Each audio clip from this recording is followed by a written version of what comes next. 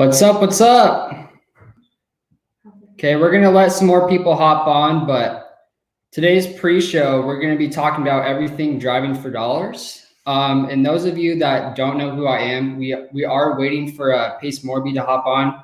He's going to be helping me through the process. But for those of you that don't know who I am, my name is Bryce Herrera, and I'm going to be the one driving for dollars every single day. So I think it's a great opportunity if you haven't gotten your first deal, or maybe you're just getting your second or third. Driving for dollars is going to be such a great way for you guys to actually get there, right? And it's my job to be, a moral support to help you guys, drive for dollars and answer all of your questions. So I'm going to be going live, guys, every single day, Monday through Friday at 4:30 p.m. Mountain Standard Time. And I'm going to be talking about my day. I'm going to be answering any questions that you guys have, and I'm going to be showing you guys in real life exactly what we do to run a successful driving for dollars business. Okay, so we're gonna wait for a few minutes until Pace actually hops in, and then we're gonna keep touching base of how to drive for dollars, what you should be doing, where you should be looking. So that's kind of what we're gonna be touching on today, and moving forward is we're gonna have some special guests coming in. We're gonna have some special guests that have done deals driving for dollars. So in the comments, guys, before we get started, a lot of people are starting to hop on here. If you've gotten a deal from driving for dollars using the BatchDriven app, let me know in the comments, guys. Please let me know. Sounds like you're here. Yeah, Tristan, you are actually in the other room. Good to have you here, bro.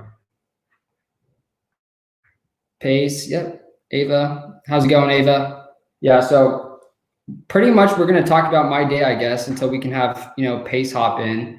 So today I actually, Joe for dollars, added 74 properties today.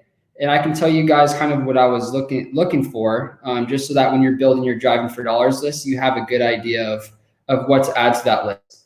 So today, before I even got started, I knew exactly where I was going to go, right? So that's step one, is you want to know where exactly you're going to start driving for dollars, right? So for me, I reached out to Pace Morby and I asked him, hey, if I were to start driving for dollars right now, what zip codes or what neighborhoods would you want to do deals in, right? And he gave me a list of certain zip codes. He's buying all in Maricopa County. So that's kind of where I knew I was going to start. So on the BatchDriven app, I was just physically driving for dollars every single day, and I was tagging 25 to 30 properties, right? And there was 4 things that I was looking for on a house before I actually added it to my list, right? So there's going to be 4 things, and I'll list them off real quick. It looks like Pace is hopping on. So the first thing that you're going to look for is probably the most obvious, is going to be the landscape, right? Are there overgrown weeds? Is the grass dead? And then the second thing you guys need to look for is the exterior of the house. Is the paint chipping? Okay. Are there boarded up windows? Are there broken windows? And then the third thing that you guys want to look for is the roof, right? Is the roof have missing shingles? Does it have tarps on it? And then the fourth thing that you guys want to look for that's just super obvious is rundown cars, right? So are there cars broken down on the side of the house, or are there piles of trash? So as long as it hits 2 or more of those points, then you're going to add that to your driving for dollars list. Okay, so that's what I was looking for today, and I added 74 properties today. So that's going to be a good little list. 75 Friday. Yep. You guys want to make sure you're able to hit a number that you can be consistent with, right? So that's kind of all it boils down to. And Pace touches on this all the time, is consistency, right? So you want to make sure that you're able to hit a number consistently. And that number for me was 50, right? So I knew I can consistently hit 50 houses per day. Just me, Sandy. I have a possible deal from the app. Awesome. How long have you been, Sandy, how long have you been driving for dollars? Let me know.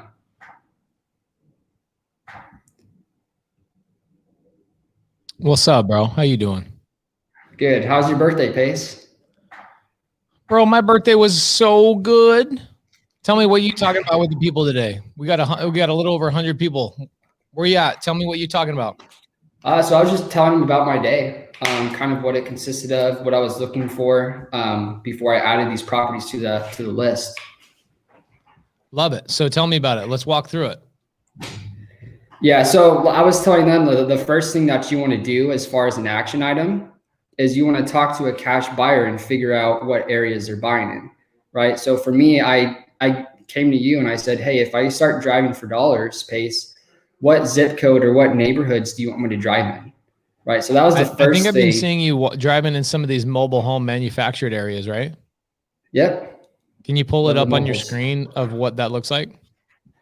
Yeah. Let me share this. Hey, everybody in the audience. So good to see you guys. We've got about 150 people here. This is the warm-up show, and we're really contemplating bringing it back. Basically having Bryce run it on a weekly basis. And here's why. Wholesale Hotline is here so that you guys can learn how to generate leads, how to talk to sellers, and ultimately how to sell your deals to buyers.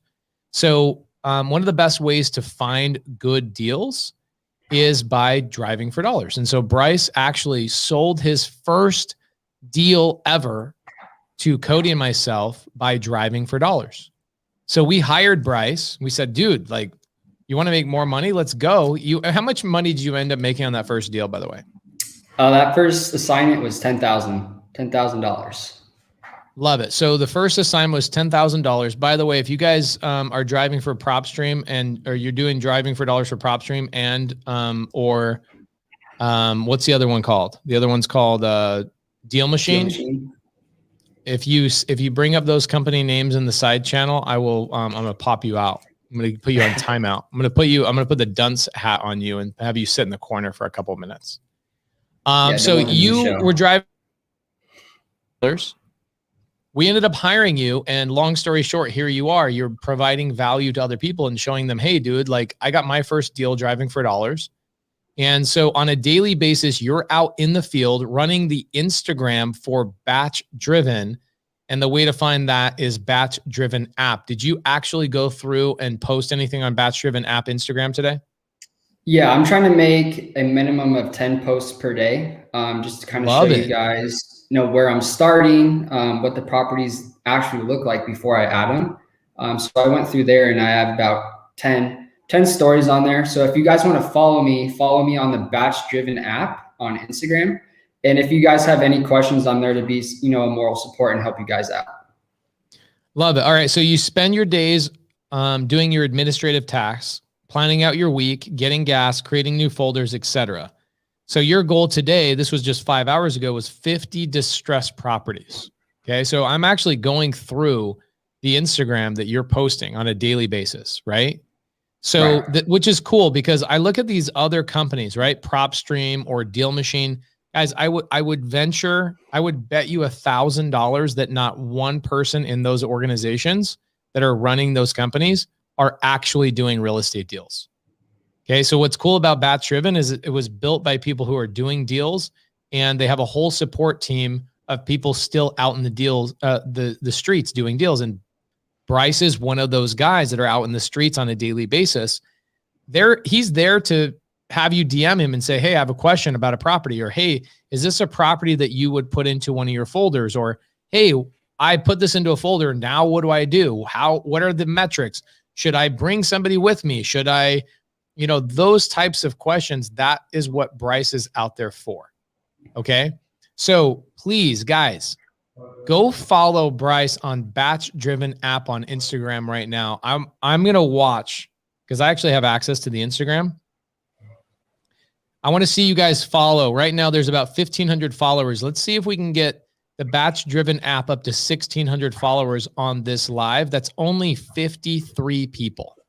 We have close to 200 people watching. Okay, so guys, thank you, Jamil. Appreciate that.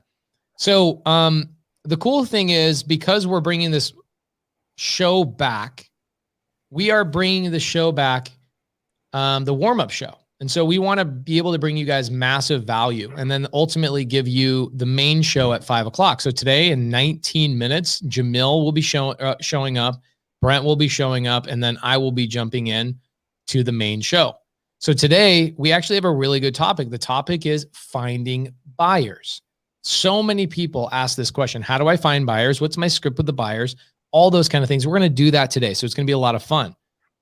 But every single Monday, we want to make sure that the first 30 minutes of this show is all around warming you guys up and reminding you of the bare necessities and the basics of this business, which are generating leads and getting out into the field.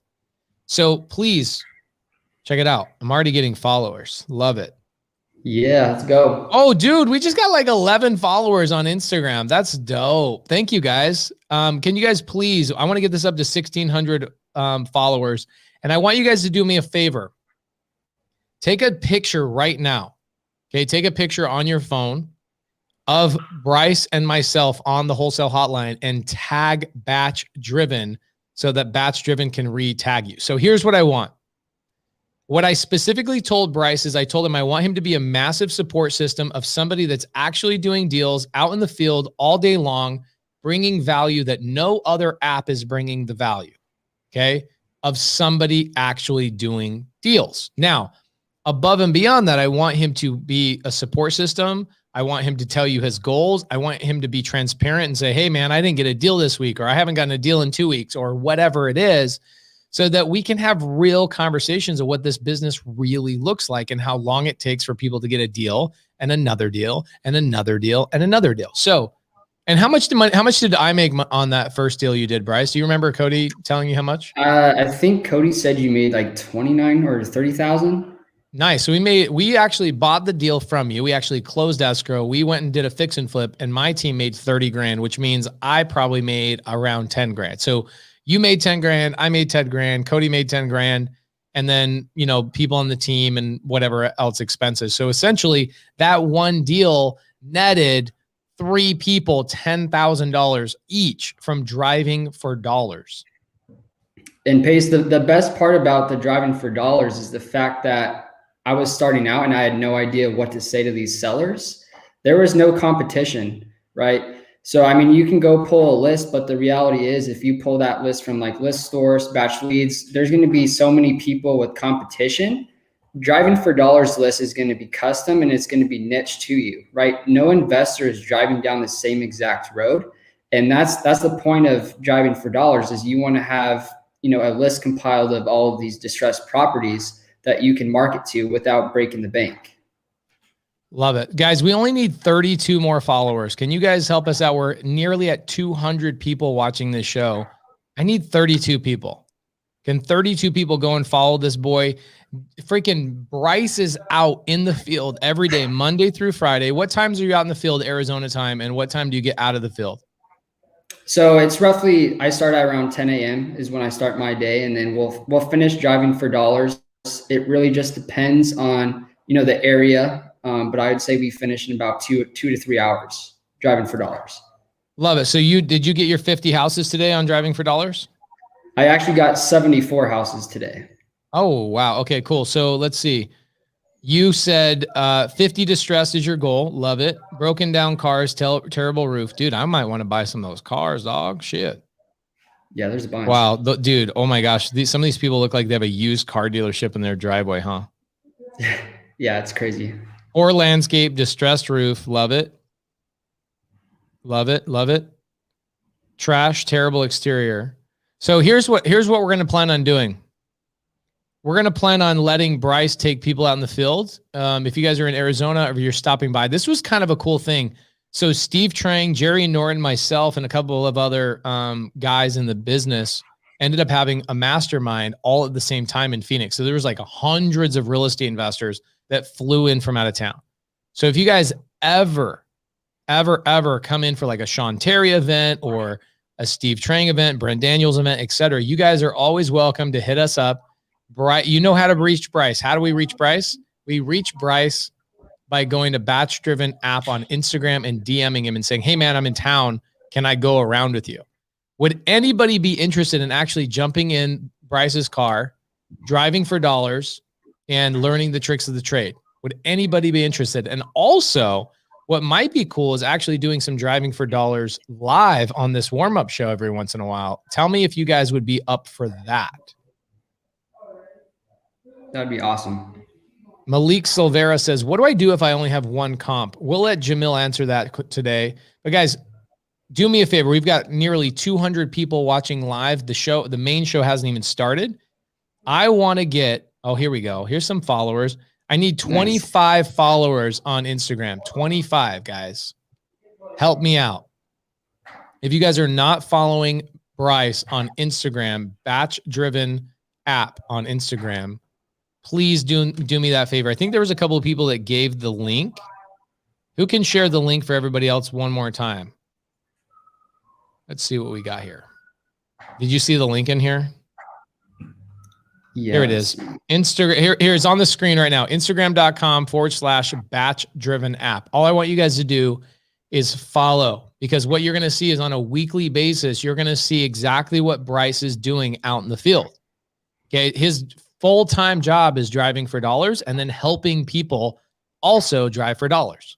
So he's not just talking about it. He's actually out in the field doing the work. And if you got, here's the thing.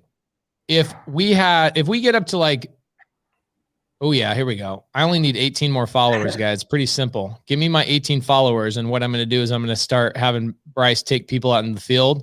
I'm going to have Bryce start knocking doors and showing people how to knock doors. Would you guys tell me this? Would you be more interested in knocking doors conversation or driving for dollars conversation?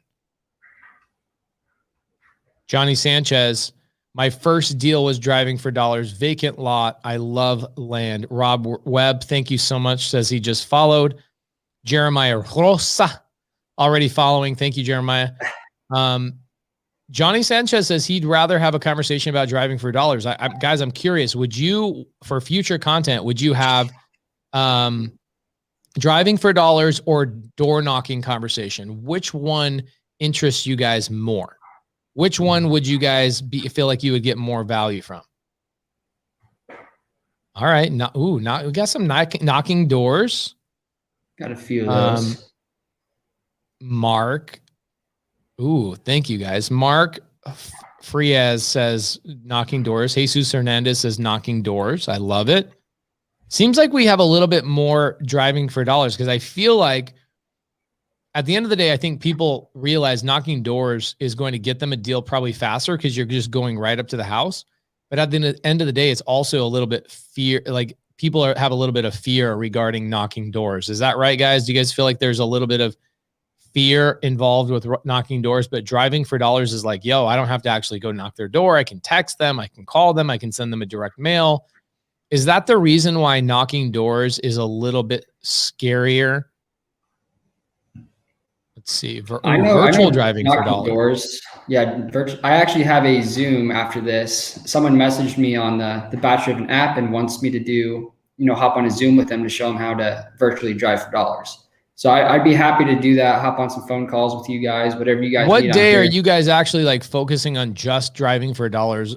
Do you and Matt have a show, right? Like on Fridays or something? Yeah, Friday, 10:30 a.m. Mountain Standard Time. And where can they find that? Is that on Pace's Instagram or Pace's YouTube, or where is that? That's going to be on the Creative Finance Facebook page. Love it. So Creative Finance Facebook page. Awesome. All right. So go through your day. Today you went and drove for dollars. You got how many houses in how much time? 74 houses in the span of about an hour, 45 minutes. And I killed 2 birds with 1 stone. minutes. Homeboy got 76 houses. Right. That's and I was amazing. listening to a podcast the entire time. So you want to be able to kill 2 birds with 1 stone. It better be a TTP podcast. It is TTP. I'm gonna listen to that tonight. Promise you, Brent. And then I was actually listening to Sunday service today. Oh, love it. From last night? Yes. I wasn't on there. I was busy getting laid for my birthday. Yeah, I don't blame you. Cody says, what can I get you for your birthday, dude? And I go, let me and my wife spend some quality time together. So he ended up taking care of Sunday service, which is great. It was Noah Hoffman who actually runs all of my, he runs all of my Airbnbs, and he was I heard he was a great guest last night. Did you enjoy listening to it? Yeah, he was tons of value. I learned a lot. Love it. What's cool about him is that he flies all over the country and sets up my Airbnbs. So like I've got one in Atlanta going on right now. I bought seller finance. I've got one in Dallas going on right now. I bought seller finance. And what he does is he orders all the furniture, gets everything set up. It all gets delivered to the house. He then flies in, finds a couple people like local support, sets up the house, gets the utilities set up in his name. So I don't have to ever mess with the utilities. And then essentially just he collects all the rent from Airbnb, gets me all the 5-star ratings and all that kind of stuff. And then every month on the same day of the month, I get a check. And that's it. That's awesome. My entire involvement. We need to get Bryce. We need to get you an Airbnb.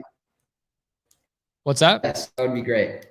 From driving from dollars, we'll get a Airbnb from driving from dollars. Yes, why not? Love that. Yeah. So anybody that's looking to get some extra value throughout the week, here's what I would do. Bryce, this is what I want you to do. Okay. I want you to start on one of those posts out of those 10 stories that you're putting on BatchDriven Apps Instagram. I want you to talk about the one podcast that you're listening to while you're driving for dollars per day. Okay. So I think that'll give people a lot of value and realizing like you guys shouldn't just be hanging out doing nothing, listening to podcasts. You guys should be out in the field listening to podcasts. Like Wholesaling Inc. has great ones. Sunday Service is amazing. Brent Daniels has a live every single Wednesday that would be really, really good. And I think that gets streamed to his YouTube. So you can go back and watch that as many times as you want. So essentially you have endless content. You can take your kids, you can do all that kind of stuff. So here's what I want to do. Hey, Kelly, I know you're on here paying attention. I want to have Georgia on our team design a t-shirt just for Bryce to give out on a weekly giveaway. So every week he's going to be announcing the person that asked the best question or was the most active. They were the people that were tagging the most, whatever Bryce decides. And I want to send out a care package to that person every single week. Okay. So Bryce, on Wholesale Hotline, I want you to start the show off in the first 5 minutes and talk about one person that you saw was super active. They were tagging you. They were interactive in the DM. You guys were challenging each other, etc. And that person's going to get the t-shirt that we're going to specially make. It's going to be you dressed up as a vampire. It's going to be sick. Come on now. Kelly's right in front of me too. She's laughing. But yeah, what we'll do is we'll have Kelly and the team, Georgia, design a t-shirt, and then you can give it out every single week to the person who's the most active on tagging you on BatchDriven app on Instagram every single week. So you got 76 leads. What are you going to do with those leads now that you got them? So the first week, what I was planning to do was build that list, and then we're going to export that list to a virtual assistant, so that virtual assistant can start cold calling and texting it. And then you want to keep building your list. So I think it's super important to go, the first week, add as many properties as you can, just so you kind of have, that guideline. And then if you don't have a VA, you can call it yourself, you can text it yourself. But the idea is to keep hitting this super niche list until these people are essentially telling you to take you off the list, right? So we're going to then export it to the VAs. The VAs then going to cold call. They're going to start texting it, and then we'll hopefully generate some leads from that. Bryce. Yeah, Brent, how's it going? Why don't you call him? I'll call him. Yeah, you will. We can do that. Yeah, you will. You're going to get there a lot faster, brother. You're going to get there a lot faster. I mean, listen, VA's fantastic. I think we all know where to go to get the VAs, vahub.com. But Bryce, my man, you're out there. You're putting all that good stuff in your brain. You need to get in action. You need to be in front of those sellers. So I know you will. But I want everybody to know that as well. Yeah. Yeah, Bryce, so Brent, Bryce works for my team. He's out in the field all day long. He's on my acquisitions department, but his main focal point is driving for dollars. And what we've been trying to do is figure out, if Bryce goes out and he drives for dollars, let's say 75 to 150 houses a day. Yeah. He comes back to the office. How can he deliver value at the highest degree for the people that are paying attention and following him? So we're kind of working on this where we're thinking about doing a live show every day with Bryce for like 45 minutes to an hour. He then takes those leads that he gets from the day.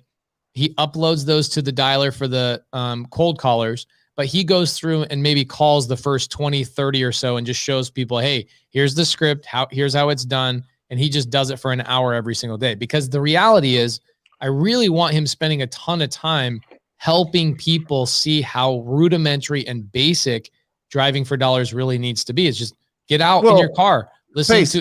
Yeah, go ahead. He can make the calls right in front of the house, can he? Yeah, he can. Well, what we're trying to do is like have him run the Instagram as well. So you know what I'm saying? Like he can make the calls in front of the house. This is why we really need a couple of people here in Phoenix that will go out in the field with Bryce so that they can hold the phone while Bryce goes live in the field. It would be super helpful. So if anybody is watching live from Phoenix, please DM Bryce on BatchDriven app on Instagram, and we'll get you on the field because it'd be super dope to be able to go live where you are in the car watching him just call the seller. Bryce is great on the phone. Bryce is great on the phone. One of my best rentals this year is a sub 2 that Bryce locked up for me. The dude can do creative deals. He can do wholesale deals. He's great. I love it. I love it. And he's like 10 out of 10 handsome. Look at this guy. Come on. Yes. Everybody's he just got his driver's him. license too. That's why we just put him out in the field. This guy needs to be in the camera. Look at this guy. Incredible. Well, I'm excited to watch it, Bryce. That's going to be really, really, really excellent. I mean, listen, guys, it's not rocket science, right? Bryce has been talking about it for the last 26 minutes. Go out there, find ugly houses, get their phone numbers. Boom. You can do it all through BatchDriven. You know, I mean, it's all right there. So guys, do us a favor, by the way. We have officially, we're at 1,593 followers on Instagram for BatchDriven app. It's a very active, you know, most companies on Instagram are not very active. Bryce is personally in the DMs. Bryce is personally posting every single day while he's out in the field. Get us an extra 7 followers there. And if we get an extra 7 followers before Wholesale Hotline starts in 2 minutes, I'll have Bryce go live tomorrow and call some sellers. Bryce, you up for it? Yeah, of course. Anything to get value. Awesome. Love that. Awesome. All right, guys, we're going to take a quick 1-minute break, and we will be starting here in about 1 to 2 minutes for Wholesale Hotline Live. Bryce, you're the freaking man, dude. I really appreciate you coming in on here. Guys, we will see you here shortly with Brent Daniels, Jamil Damji, and myself on the main show, Wholesale Hotline Live, show number 53. We'll be right back.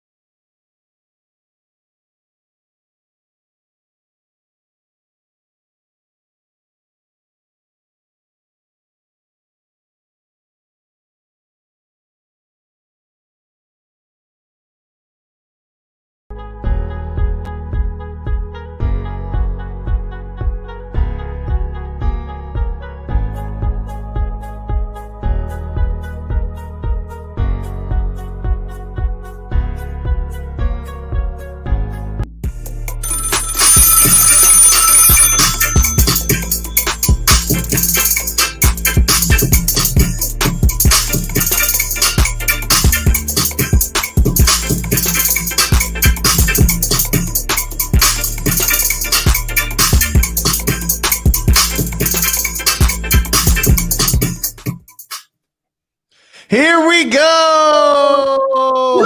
Oh my goodness. Listen, to all our old friends and to all our young friends and to all of our new friends, welcome to Wholesale Hotline number 53. Brent Daniels, TTP, Pace Morby, sub 2, and Jamil Damji, out of this world with the astro flipping. We are here, and we're here for you guys, for the questions and the answers. And we've got an incredible show tonight, all about building your cash buyer database. And we have somebody here that is the absolute pinnacle when it comes to building the most robust cash buyer database, and that is Mr. Damji, Mr. Jamil Damji. Jamil, how are you, brother? I'm excellent, guys. How are you?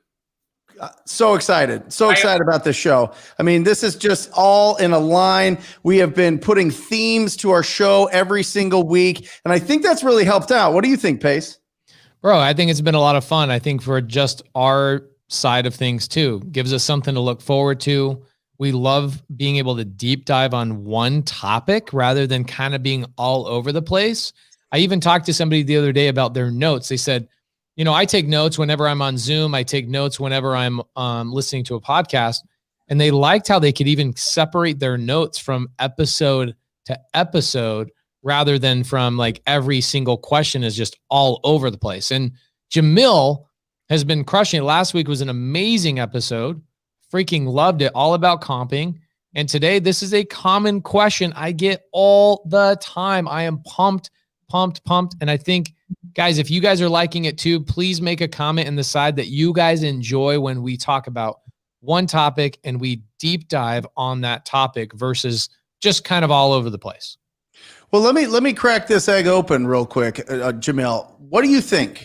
And I say the egg on purpose because it's the chicken and the egg, right? Yep. And do you build a cash buyer database first, or do you find opportunities first, right? There's a lot of debate, a lot of different coaches coach a different strategy. A lot of people say, well, listen, if you don't have anything to sell to these guys, then they're not going to, I mean, what are you going to do? You're just going to fake them out for a while. You're going to start off the relationship hoping that they're going to work with you. Or you say, hey, listen, I'm out there hustling, and you know what people want to buy. And that's what you target so that you know once you get a deal, you know you can sell that deal. So Jamil, let's crack this egg wide open. What do you think, man? Well, first things first, thank you so much for that introduction, Brent. That was fabulous. I wanted to just make sure, do I sound as smooth as Pace?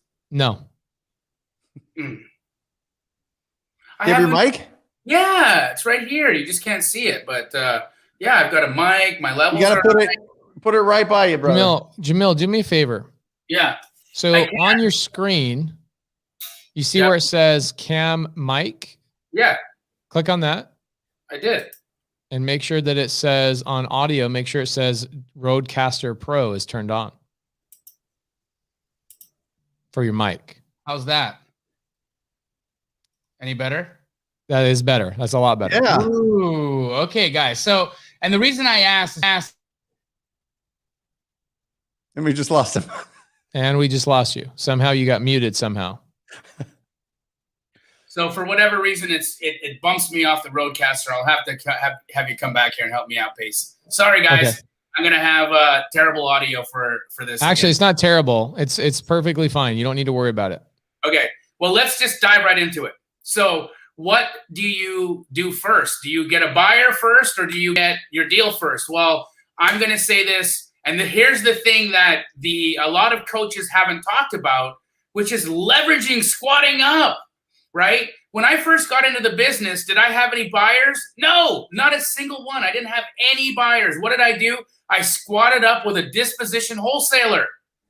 So first things first, guys, you're in a market, you're starting to do outreach, you're starting to get deals, you're starting to get properties under contract, you're moving and shaking, you're TTPing, you're doing all the things that you're being taught to do. You're getting opportunities, whether you're doing an Astro Flip model where you're working and you're working with other wholesalers or other agents and getting deals by referral, whether you're doing TTP and you're getting leads by going out, cold calling them and talking to them, or you are doing what Pace is doing or teaches a lot of and reviving other wholesalers' dead leads, right? Which is a plentiful pond to get out there and get some opportunities. Whatever that is, first things first, there is a disposition wholesaler in your market that is crushing it right now.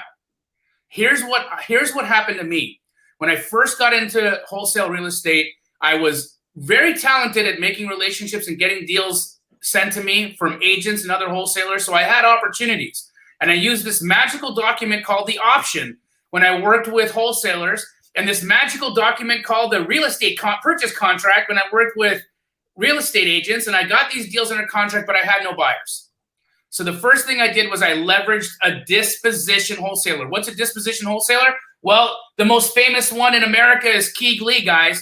But even if there's not a Keegley in your specific market, there is a disposition wholesaler out there who is crushing the game. And how do you know who they are? They're the ones that are sending out 2 or 3 emails every day. They seem to be very active. They've got all the deals. They're constantly emailing people. They've always got stuff. They've always got inventory available for sale. That's a disposition wholesaler. He's aggregating or curating the deals from other wholesalers in his marketplace, putting them all into one area and sending them out to a concerted buyers list. So the first thing you guys want to do when you're building your buyers list is leverage a disposition wholesaler. That's going to take a lot of guesswork out of the game for you right off the hop.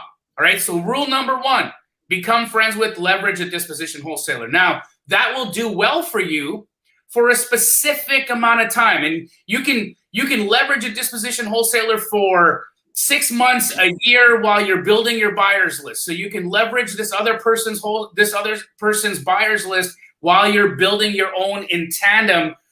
Again, sometimes these disposition wholesalers will have relationships with buyers that will be able to pay way more money than you'll be able to sell for on your own. So you may never decide to not use a dispo wholesaler, but first things first, use a dispo wholesaler. The second thing that you're going to want to do is start to build your buyers list. And that's something that not a lot of training programs will talk about, because not a lot of training programs are actually doing deals. Okay. And because they're not actually doing deals, they don't have advice for you on what to do, because they're teachers, not doers. All right. So first things first, guys, find a disposition wholesaler to work with and leverage their buyers list. The second thing you're going to want to do is start building your own.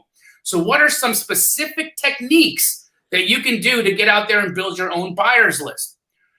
First things first, I like to look at who's available to buy my deal right now.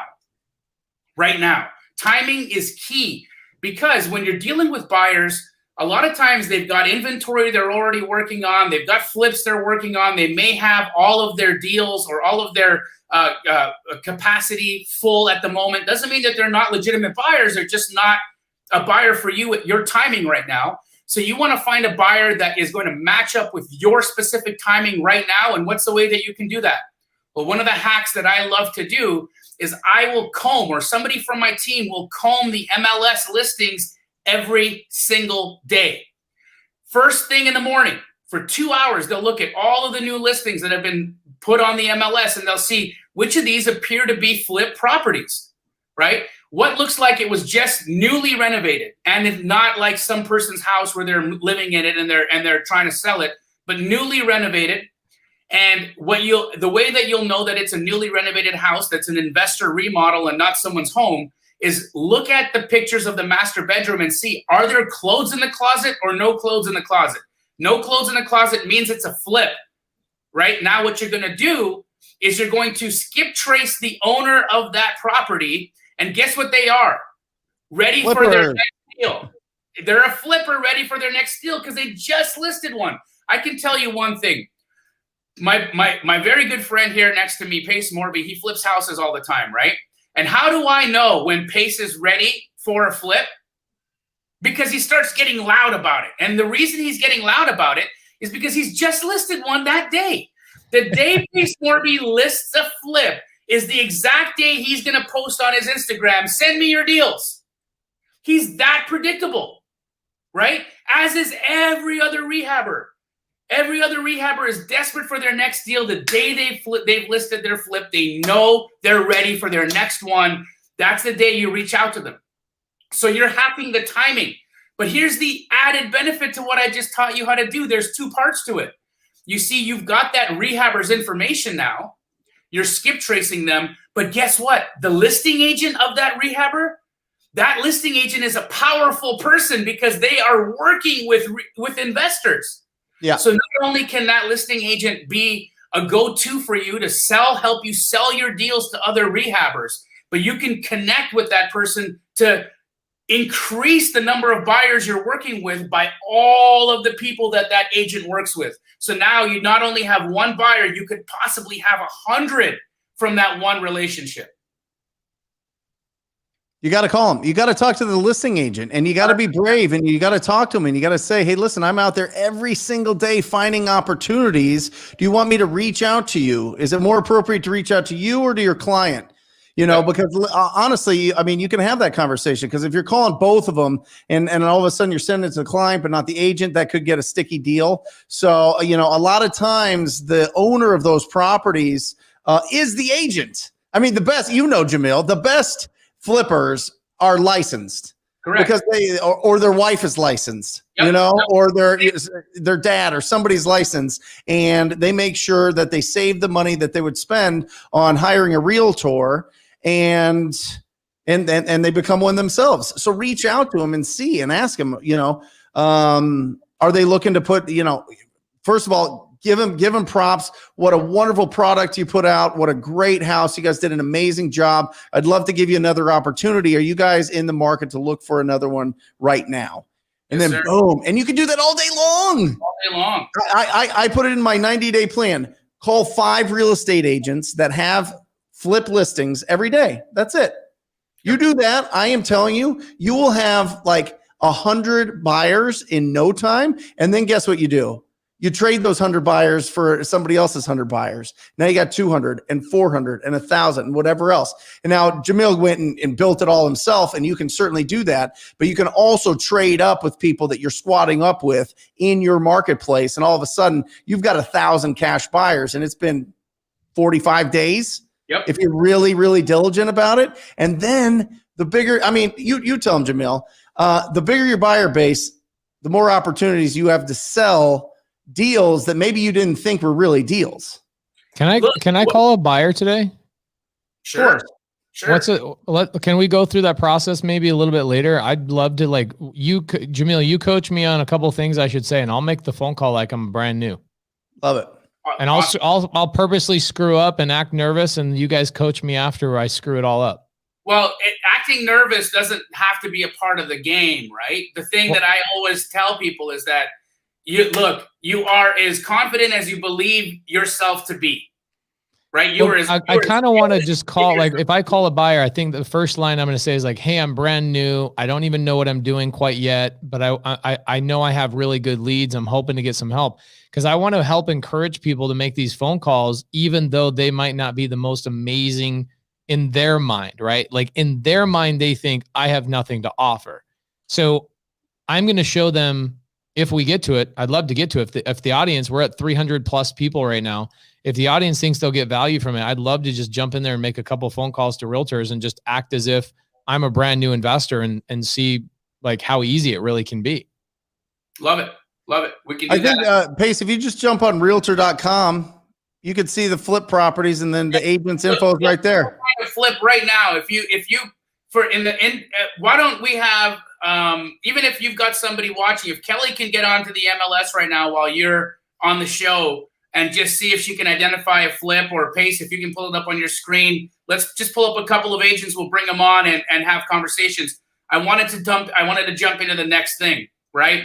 And so you've got a deal. Say now you've got a house under contract, and you've already done this. You've already looked at recent flips. But now you've got an actual property somewhere. You're sitting in a neighborhood, in a whatever subdivision. You're going to look at the comps, right? You're going to go look at the comps wherever you got your ARV from. The first place you got your ARV from, that's already a buyer, because somebody who's flipped in a neighborhood before, guess what they'll do again? Flip in the same neighborhood. So what you want to do then is just look at where your property is located and see what comps are with ARV. All of those properties are potential buyers. So you're going to start compiling those addresses, those LLC names, and you're going to skip trace all of those individuals, and they will be potential buyers for you as well. All right. That's the second thing that you want to do. Another amazing way to go out and find buyers, guys, here's the third tip, is Facebook groups. There are so many fix and flip Facebook groups out there that have tremendous buyers in them, tremendous individuals hanging out all day long. Look, guys, I'm in Facebook groups. Pace Morby's in Facebook groups. In fact, both Pace and I both employ a staff to spend their time all day in these Facebook groups to find new opportunities for us to wholesale. So if we're doing that, if we have dedicated resources to doing that, don't you think it's worth your time to explore that opportunity as well? So these Facebook groups, these fix and flip Facebook groups are going to have tremendous individuals just sitting in there waiting for you to send them an opportunity. There'll be buyers in there, Scott. There'll be buyers in there, guys. 1,000% there are going to be legitimate buyers in there. So your Facebook groups are going to be fantastic places. In fact, you go into the Wholesale Hotline Facebook group, and there are so many high-level buyers in there waiting to do business with you. All you need to do is ask the question. Do you guys mind if I answer this question right here? Let's see. Can you start with that money? Sorry. This one right here. DeMarcus Brown. How do you find the owner of an LLC? Do you mind if I show you a really basic way to do it? Please. Okay, so let's check this out. So let's go to, I'm going to do a little screen share if you guys don't mind. And I'm going to show you from a if you don't even have the money to have any applications or anything like that, there is this one magical thing called Google. It's pretty dope. Okay, so let's check it out. So let's take a property that I own in my LLC. Okay, I'll show you guys how simple this really can be. And the property address is 136 South 91st Way. So I'm going to pull that up. I'm going to show you guys, let's go to this property in Mesa. Why is cool Google little trailer? You guys can see the house on the website today. What's that? So why did Google have a picture of me with long hair on their website? So you can see this is outdated, but you can see why this was such a good driving for a dollar's house, right? Yeah. Look how crazy. This could be like in a horror movie, by the way. Look how freaking creepy that is. You imagine walking through this at nighttime? Holy moly. Yeah, but like what my question is which kid put the trike in there? So this property, I went and built this house, sold it on, doesn't matter how I sold it, but let's just go to this. Let's see. Corporation Commission. Let's do that. Yep. Or how about this? Maricopa County Assessor. Okay, so let's find out who owns this property. Really simple. Maricopa County Assessor's Office. And if I type in the address right here, 91st Way, Mesa, what you're going to see is it's going to pop up and, oh, did I screw up did I type it incorrectly? Wow, I must stuck. Oh, I see what Jamil's saying. Funny guy. All right, so assessor. Boom. Zillow. Trulia. Maricopa County Assessor's Office right here. Let's pull this up and I'll show you guys that this property is actually owned by a company called PJ Morby. Okay, so PJ Morby, there's Virginia, there's Lemon, and where's 91st? There it is, 91st. So 136 91st Way is owned by an LLC. So how do I find who the owner of this little LLC right here is if it's owned by an LLC? It's not owned by an individual. Well, I click on the LLC, shows all the other properties that one LLC owns. So then I go to a very simple place. Where would I go, guys, to find out who the owner of the LLC Corporation Commission. Okay, cool. So let's go back to Google. I'm just doing this for like showing you how easy this is. And by the way, Pace, just for everybody out there, Batch Skip Tracing skip traces LLCs. They do. I know. I'm just showing people, like, even if you don't have an app, it's there. Batch skip tracing is way easier than this. We would have already been done. But if you don't even have the money, you want to go show it. This is such a common question. But Maricopa County, oh wait, that's not what I want. I want Corporation Commission, right? Yep. Yeah, Arizona Corporation Commission. Cool. So Arizona Corporation Commission. It's so simple, guys. It's kind of a cheat code. Now, it's way better, to be honest, if you guys just go through BatchDriven or batch leads, because I didn't have to go through all these steps. But check it out. Here's the owner right there, Pace J. Morby. Very, very simple. Then I go through and skip trace that. But why would you go through all those steps? Okay, you see all those steps? Guys, did that cost me any money? Nope. That didn't cost me any money. But now here's the challenge with that. I have to now take that person's name and go skip trace them. But if I just did it inside of batchleads.io/squad up, I would have gotten that skip trace for free. And I would have already had their name, phone number, and email all within about 4 or 5 seconds. Yep. Okay. So this is why people create these softwares, is to avoid that annoying process. The software just does all of it for you. So batchleads.io, guys, batchleads.io/squad up, and you get 50 skip traces for free. I'm going to throw it on the website. Now, there are people like Corey G says open corporates, but why would you go through that when you already have everything is on one app? Batchleads.io/squad up. And it's new, guys. They just came out with LLCs and trusts. Now, it's not perfect. It's about 30-40%. Yeah. Right. This view, I have to move my camera. And so be patient with it. Pace is showing you for the other 60-70% that it doesn't come back with. Do this technique, pull the owner's info or the managing member's info, their address is there, and try to get a hold of them that way. Now, can I share real quick this screen? Yes. Because we're going to do just what Jamil said, okay? So share screen, share. Am I up, guys? Are we good? No. No, we can't see your screen, bro. Oh, share. Hey, good? Yeah. We there? Booyah. Booyakasha. All right, so I'm at realtor.com, and there's a reason why. I think that their pictures are a little bit bigger and easier to scroll through easily.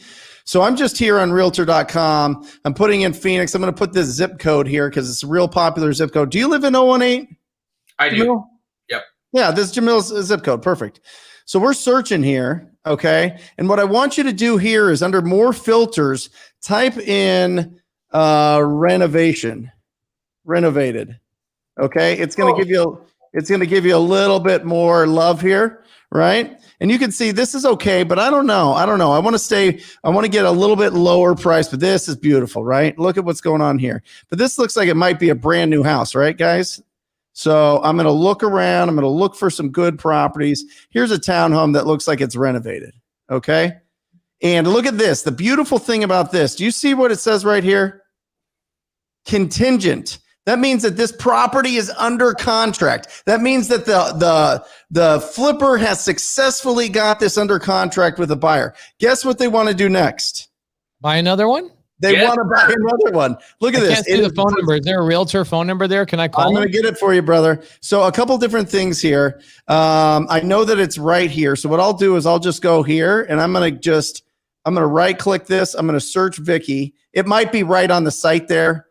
There it is. Hasn't done a bio. There's her number. Let's call her. Hold on. Before that, Brent, go back a second. Yep. Let's just do a little recon on her. No, go to that. Yep, go back. 1 sec. No, then that last screen. There you go. And check her Zillow. Go to Zillow. It's 22 ratings. But no, let's see her last listings. Let's see what they're showing us for listings. Let's get an understanding of what kind of agent Vicky is, right? 179, guys. 179. Let's look at those listings. They'll show us what those are. Yep. Right? Let's see how many of those appear to be flips. You got 2 here, and she's got past sales here. Right? Just throw up a couple of them. Yep. Just flip. Absolutely. Flip. Yep. Hold on. This woman's a powerhouse. Yep. I want to know her. Where it went. You want to know Vicky. Vicky's a gangster, right? Yep. Where's she at? We gotta know Vicky. We gotta approach Vicky and say, Vicky, first off, you want to look for sellers, not buyers. You want to look for when she's a seller, right? Yep. Seller. Let's see this one. Yep, she's a powerhouse, man. Right? Look at them. They're all flips. Beautiful homes. Flip. Now let's somebody lives here, but you get it. She's good. Let's just see if we can. I want to just show what the closets look like real quick. That's how we know, guys, that these are flips, right? Mm-hmm. Empty closets, no empty closets. The towels here. That's someone's house for sure. Somebody lives here. Here you go. See, that's a person's house, not a flip, right? Yep. But it just gives you an idea of what's going on. So we wouldn't want to call the owner of this house on 22nd Street because they're not a buyer. They're a seller. They were We just want to talk to Vicky. Right. We want to talk to Vicky. Pace, you want to call Vicky? I can't wait to talk to Vicky. I can't wait to hear what Butterlips has to say to Vicky today. Let's get her name again. I know it's in here. It's on Realtor because this is it, but there you go. You got it, Pace? I can't see it. Hold on a second. Let me expand my screen real quick. There we go. Let her know that 10,000 people are going to listen to her, are going to know who she is over the week.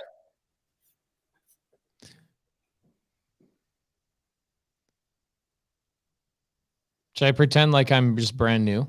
Let me unscreen share it. I think you should tell her exactly what's going on. Yeah?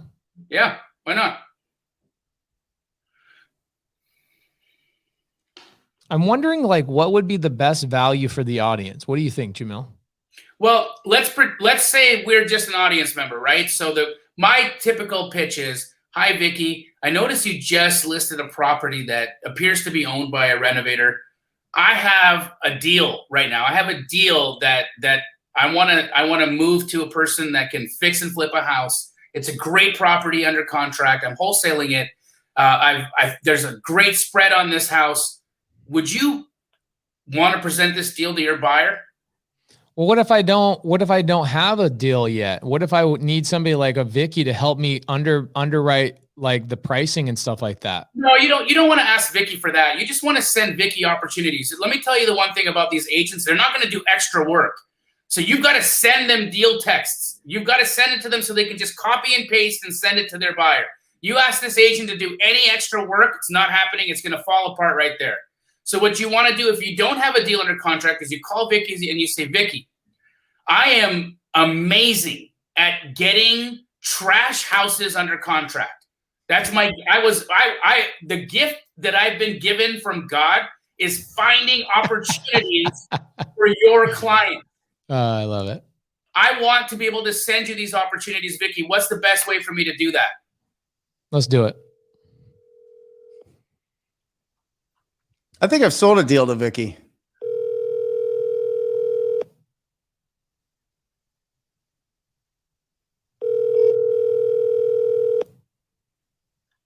Hi, this is Vicky.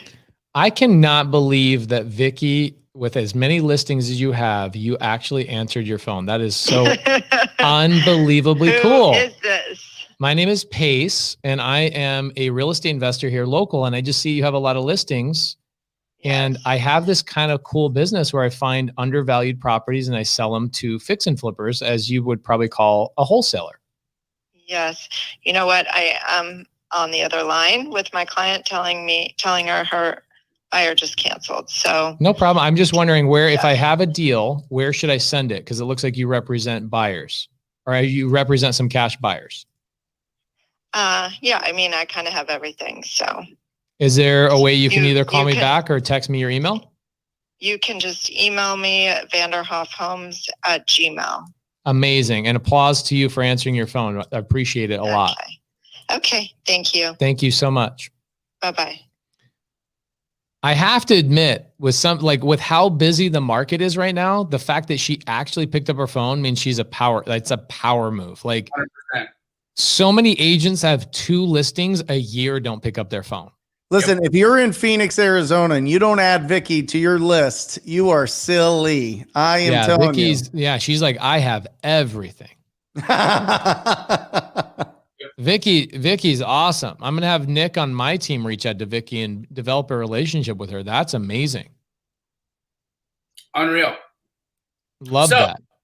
So we've uncovered the magic of these real estate agents that wear multiple hats. They're investors themselves. They represent investors as well. All right. And so they can open doors to multiple buyers for you. We've uncovered the magic of these awesome Facebook groups where you can find these great cash buyers that are ready to do business with you. The first tip I gave you was leveraging a disposition wholesaler, right? And so we're knocking these down. The next thing that I think you guys should start looking at, and here is a social media that is very, very overlooked. Very overlooked. In Are you fact, gonna say it? none of us ever hang out there. LinkedIn. Yeah, dude, that's how I found Josiah. That's how I found you, Jamil. Yep. No joke, no doubt about it. I found Josiah, and shoot, we've done over $1 million of business together. But I found Josiah on LinkedIn. This is before you guys even like officially like walk down the aisle. Yep. And he's going and he's like, oh, I got this buyer that's doing all these deals, and it's you, your secret buyer. And I reached out to him on LinkedIn. Literally, if you type in real estate investor in your market, Arizona, wherever, your city, it is amazing how many people pop up. Amazing. 100%. Amazing. Like, people are legit sleeping on LinkedIn. Hey, bro, Because if you put together a LinkedIn profile, you're going to be a lot more serious than if you're, some crazy name on Facebook. You know what I mean? Yep. Like, Jamil, last time I was in Houston or traveling from San Antonio to Houston with you, you did a deal with a real estate agent where you guys both, I think, made like 50 grand each or something. Yes, sir. Bernard Mack has a really good question on the screen right now. You want to address that? Bernie Mac. Yeah. What did Bernie Mac ask? Bernie Mac asked, how do you pay agents on wholesale deals? My man, here's the beauty of what you can do with a real estate agent when they bring you a deal, right? So first things first, you want to overcome the stigma or the negative connotation that wholesale might have with this real estate agent. So before you start getting into nifty compensation agreements and new ways to do the business and all that craziness, complete a deal. Okay. First things first, you want to start with trust. Okay. But how do you get the second, third, fourth, fifth, 100th deal from the agent? It's one thing for a real estate agent to bring you one opportunity, and many will do that. But how do you get that agent to bring you every opportunity they ever go on, every listing appointment they're ever on? How do you make sure that they send you that address first so that they can walk into that listing appointment with your cash offer in hand? How? Here's how.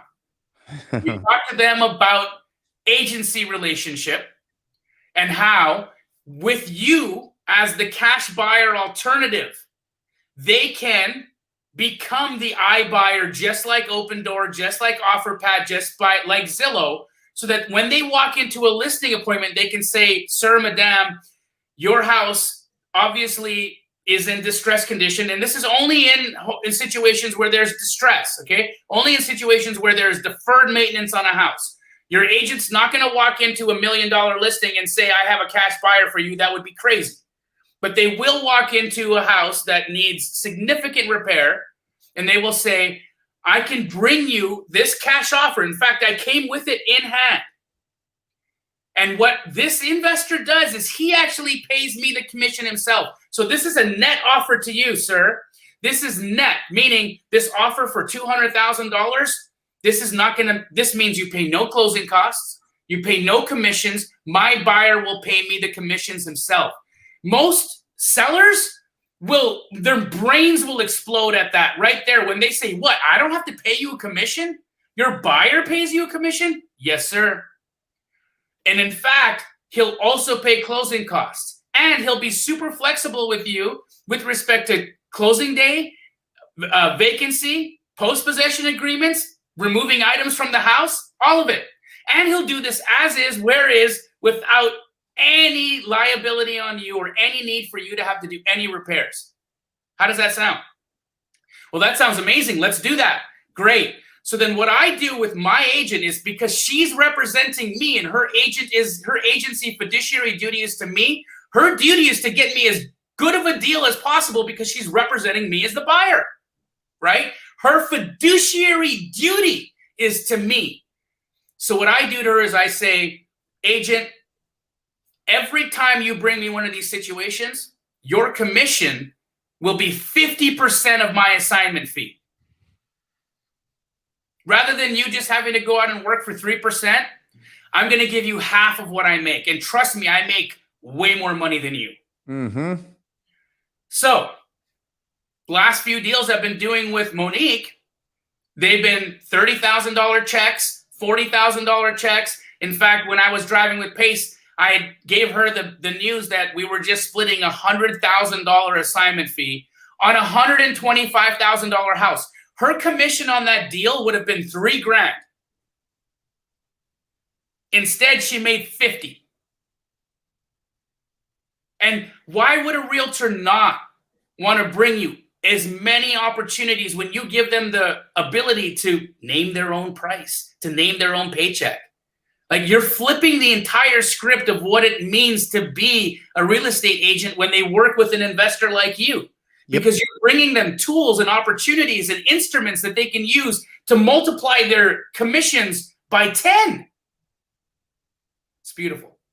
Yeah, it's three things. I mean, and I think that this is really important from what you were saying, Jamil, is I think it's really, really important. Three things: speed at answering when they send you a deal. Okay, right? That is critical. You got to be on it, on it, on it, on it. You got to be hungry for it. You got to be on top of it, looking at it, getting an answer for them right away. All right. Number two, you got to be able to close that deal. Right. And number three, they got to get paid. You do those three things. I mean, listen, this isn't, you don't have to go to school for this. You don't have to like have a degree for this. Literally answer your texts, answer your calls, call them back, get them excited, make sure the deal closes, and make sure that they get paid well. And they will work with you till the end of time, because the absolute fact of the matter is the best agents want to make more than 3% on every single deal. They want to make way more than 3%. But guess what they don't want to be? They don't want to be full-time wholesalers. They've got a reputation. They've got a lifestyle. Their whole life is built up to be real estate agents, to be representing people, to build up a network of people that will work with them years after years after years. And they've got their business cards and their signs and their billboards and their websites. They've got all this stuff. They don't want to be wholesalers. They just want to pass along an address and you say yes or no and what price. And boom, it is like magic. It is absolute magic. I'm telling you, it's absolute magic. I was the agent on that side.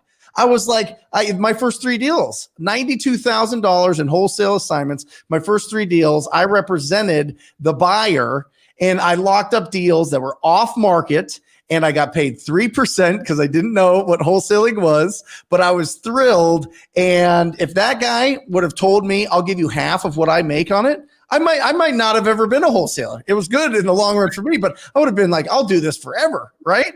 But that's the truth. I mean, honestly, you start building that up with speed, answer really quickly when they send you an opportunity. You make sure that it closes and you make sure that they get paid. Then you could build up. I mean, how many agents do you think you have sending you deals, Jamil? How many? Thousands, honestly. Thousands. You know, here's one right now that we've got on that just. And I work with Jake all the time. In fact, I met Jake through Pace. Jake's a fantastic guy. He's a home investor. They do a tremendous amount of deals in town. We work together, and every time Jake sends me a message, I will always answer his call. I will always respond to his text message. I always give him my numbers. Before he goes out on any appointment, we have a relationship. He sends me an address. I send him what my buy price is and what I can sell it at. Jamil, do you pay him in escrow or out of escrow? He uses us for disposition, so we get paid. No, with agents, like with a I pay them on the HUD. I pay them on the HUD every time. Every single time. Every time, guys. Every time it goes on the settlement statement. Every time it goes through the escrow company. Don't be playing that game. Right? Make sure that all of the finances of a real estate transaction are handled, if you're wholesaling, on that settlement statement. It's going to keep you out of a lot of trouble. To see that Keegley's assignment fee, $49,000, agent commission to Remax, whatever, $49,000. I want them to see that those numbers match up. Yep. I love it. Yep. I love it. It's so. There was a great question here that came from, it got moved from Anna. Anna said, do you just reach out to any agent and tell them this? No, you can't start like that, right? That's like, so the thing here, Anna, is that this is far beyond, first date conversation. right? So you got to look at this when you're courting agents. You look at it like how you would talk to somebody in online dating. You just don't start off with like, hey, look at my abs, right? You got to be like, hey, these are the things I'm interested in. I like books and taking walks on the beach. I'm a Sagittarius. What about you? You know, like you got to get in. So the first things first, Anna, you got to approach these realtors with like, hey, I'm a normal person. I buy houses. I love to do business. Do you have anything off market that needs work that I can buy from you? You start like that. You complete one deal, and then you bring them in. Then you bring them in for life. Well, listen, Jamil, I mean, even with you, your sister would pop by our office. She would give us birthday gifts. You would give us big hugs every time that we saw you. You're giving, 1,000 people hugs at any kind of meetup event. I mean, if you've got a situation where there's realtors going into a RIA meeting are you kidding me? I mean, that's fish in a barrel. Get over there. Start talking to them. Start bringing it up. And listen, if you build a good reputation in your marketplace, your name will precede you. It will. I'm telling you, if you're out there, like we talked about, and getting loud and showing everybody what you're doing and showing how excited you are about this business and about real estate investing, people are going to naturally be drawn to you like a magnet, and they're going to want it. Oh, I saw your Instagram. Oh yeah, I actually follow you, blah, blah, blah, blah. Oh, great. Let's do business together. Let's, and then you start, right? I mean, how many lunches have you been on? How many coffees have you been on? How many happy hours and meetings and, all those things? I mean, you went out for like years. You were like, oh man, you were everywhere. Always. Yep. That's how the business started, right? It was one meeting, one phone call, one relationship at a time. And it's the thing that I've said before, and I'll say it again. It also has to be one kept promise at a time. That's it. Right? With these real estate agents, if you poop the bed on a deal, that's it forever. Forever. And they will never do business with you again. They will hate you forever. And anytime they hear your name, they will talk smack about you.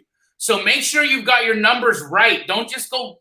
And here's another thing is real estate agents sometimes will play gymnastics with you on numbers. You know what was interesting? I was at Pace's Mastermind on the weekend. Right.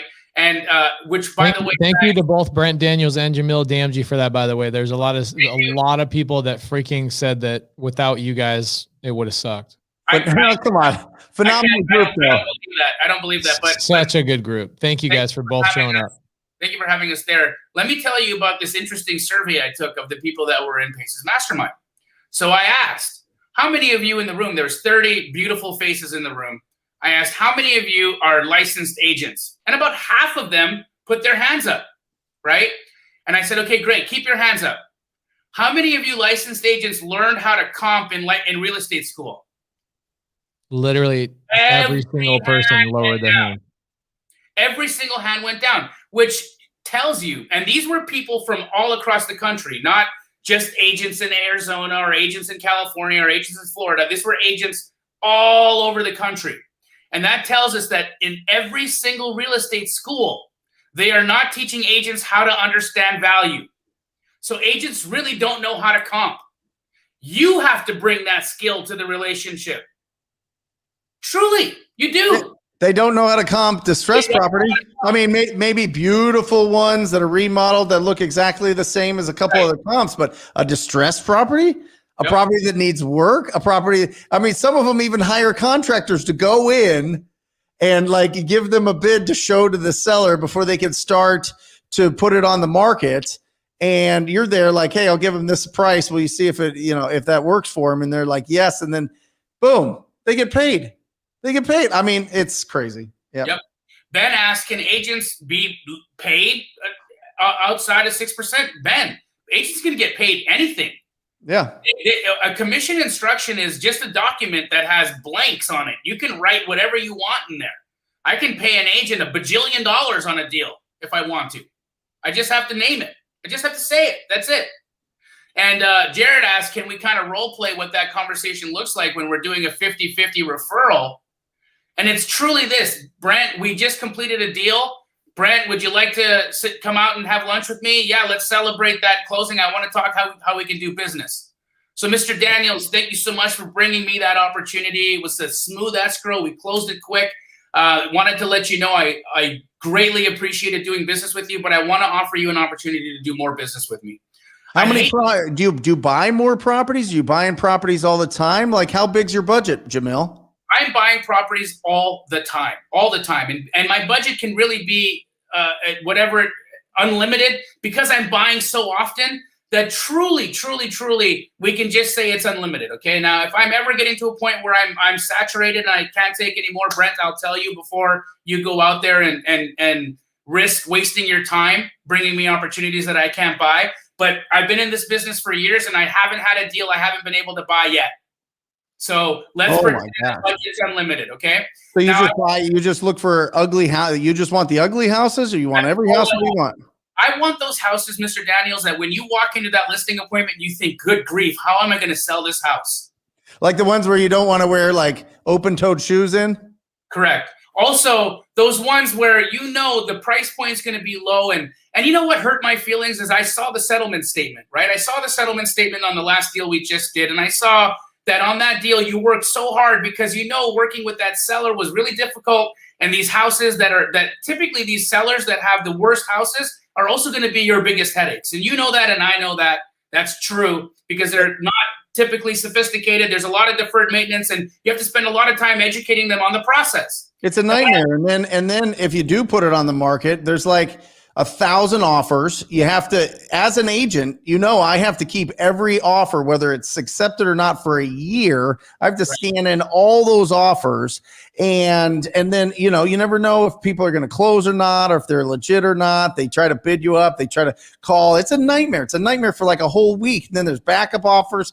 It's just a mess, so. It is. Yeah. And the only reason you have to do all that extra work, Brett, is because you're representing the seller in those situations. And when I looked at the settlement statement and I saw that your commission was $3,800 on that deal, I thought, you know what? Had Brent represented me on this deal, I would have paid him $20. Not $20, Brent, $20,000. $20,000. You literally left $17,000 on the table on that deal. I want to show you how you can change this. Moving forward, before you go to a listing appointment, let's do this. Send me the address. Mm-hmm. You know that this property, because you're talking to them on the phone, you're pre-qualifying, going out in the listing appointment. You know what renovations they've done, if they've done any. So if they tell you the house is in original condition, it's one that you need to send to me to get a number from. What I'd love to equip you with is an offer. When you walk into that listing appointment, you can say, I came bearing gifts. Here is my cash offer on this property. And I'll sign that offer before you go into the listing appointment so you have it. It's legitimate. They could ratify it right there on the spot and we could have a deal. But what this will mean is you're going to be representing me.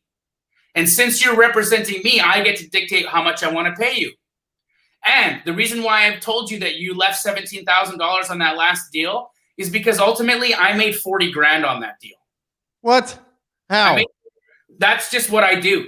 I have my business is buying and reselling. This is what I do. I buy, close, or resell. I buy, close, and fix. I do so many different exit strategies. And because I'm gifted at understanding real estate as an investment, I have relationships that will pay top dollar and that'll allow me to make a hefty profit on a deal. So I don't represent the seller. I represent you. Like I'm literally going in there with an offer. Now, if they don't want it, I can list it, right? Then you just tear up representation with me. You tear up my offer and your fiduciary duty goes to the seller. I could market that I have a cash offer for these people as well, right? I mean, I could just go into them and tell them that. Every time. In fact, what I allow you to do, Brent, is level yourself up to the iBuyer. You know that iBuyer that's been giving everybody anxiety for the last 48 months? Yeah. Why allow it? Why allow yourself to have your business taken away from Silicon Valley when I can make you Silicon Valley yourself? So if you lock up the deal, we split the deal 50-50 on whatever you make? Correct. I will my upside with you 50-50. Is there like documentation that'll, make sure that we're all above board? Yeah, we'll do it through commission instruction. In fact, I'll pay you before the deal closes. I'm not talking about you having to wait a year for me to pay you. I will pay you on closing. Yeah, it's got to go through my brokerage. Of course. Yeah. I would never pay you outside. That is gray. That's gray area, and that's not how I do business. Yeah, I love it. Listen, I work in an area that it's only older houses. Like 2 out of 5 of the houses I go to on a weekly basis need total renovation. I mean, they were built in the 50s and 60s. I mean, some of them aren't that bad, but some of them, bro, they're terrible. I mean, they're really rough. And I'm telling you, once we put it on the market, oh God, it is a tornado, man. It really is. I'd really like to change that situation for you, Brent. How many listing appointments do you go on in a week? 2 to 4. 2 to 4 typically. Yeah. It is not a problem for me to have you text me the address right before you get out, and I will give you my cash offer. And in fact, Brent, when I give you my cash offer number, that's a guaranteed buy. Unless you get to the house and it's falling apart, the foundation is broken and it's like burnt down or something. There's something significantly different from what I'm imagining. I'm always going to imagine it's just this like distress. But if you see major issue, just take a picture, send it to me while you're in the appointment. I'll make the adjustment and give you my number right there. Love it. I love it. I mean, listen, I mean, it's, I mean, if I could go in there with just a cash offer on some of them, not all of them, of course. I mean, if they want to be represented, I got to represent them. I'm just letting you know that right now. But if I could go in there with a cash offer and we split the deal and you're paying for it all. I mean, you're buying this thing. I mean, wow, that's incredible. Great. Well, why don't we try? Let's do it. Yeah. I mean, the next one I got one, coming up next week. I got to just finalize the appointment, but I'll send you the address and you can give me an idea of what you think. I think it'd be a good one. Honestly, the bones are good. I've, kind of checked it out before, but give me an offer on it. I mean, I'm going to let you know though, if it's too low. If it's too low, it's, I'm not going to offend people. You know what I mean? Of course. And Brent, I just want you to know that I offer 100% of as-is value, but I'm only buying houses that need work. So I get it. No, I get it. House, don't even bother with me because my number will be too low. Yeah. But I pay 100% of as-is value. Bro, I can pull a list and call all the ugliest houses and just I just call people for listings. That's what I do all day. Love it. Boom.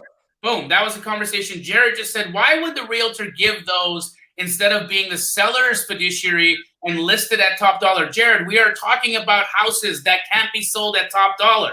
Can I jump on the fiduciary answer there? Because I actually know the answer, and I personally know fiduciaries. I know Jamil, you as well. People that their sole job is to be a fiduciary in a probate transaction.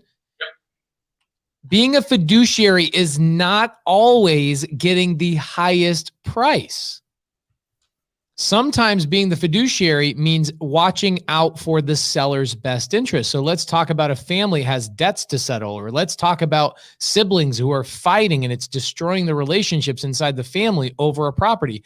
The fiduciary's responsibility is to get the highest and or the best offer. And I have gotten a lot of deals through fiduciary referrals that are like, yo, these family members are going to kill each other. Can you just get me a cash offer right now? There's no way they can make it through a listing. There's no way. So even houses in good condition, Jamil, one of the last properties I sold through you in La Sendas that Jacob ended up buying, that property was in a great area, in a great condition. They could have easily thrown it on the market, but the situation did not allow for it. And so the fiduciary's responsibility is not the highest price. It is to solve the problem for the seller. So guys, the problem for the seller was there was a squatter in the house. Yeah, it was a family member squatter. Yeah. A family member squatter that nobody wanted to confront. Nobody wanted to deal with. We were in the middle of COVID. So getting somebody out was really difficult.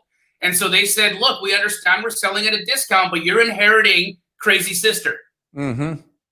And we did it. That was it. That's what we did. But I also want to speak to.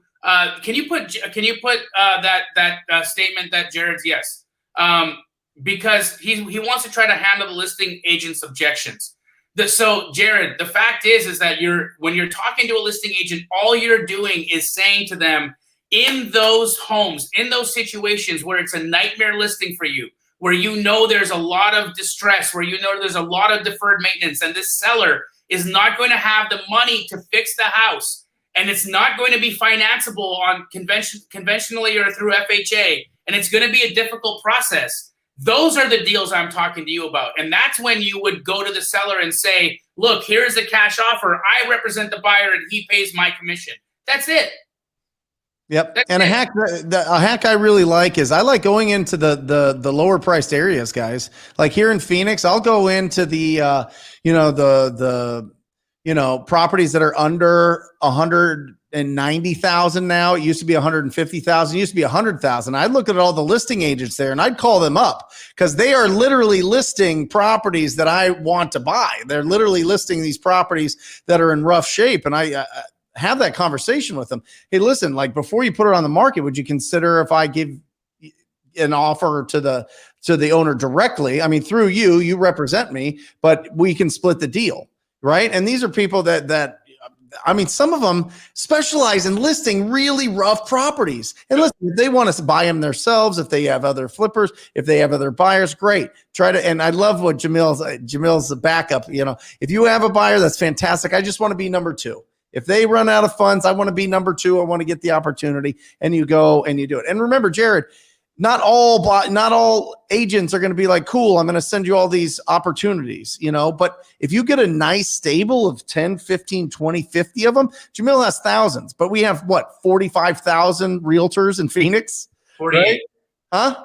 48,000. 48,000. Trust me, there's enough people. There's enough opportunities out there. Look at this handsome man on our screen, Rylas Dana. Dang. Our favorite probate attorney in Phoenix, Arizona. He's amazing, guys. If you have not followed Rylas Dana on Instagram, you are missing out.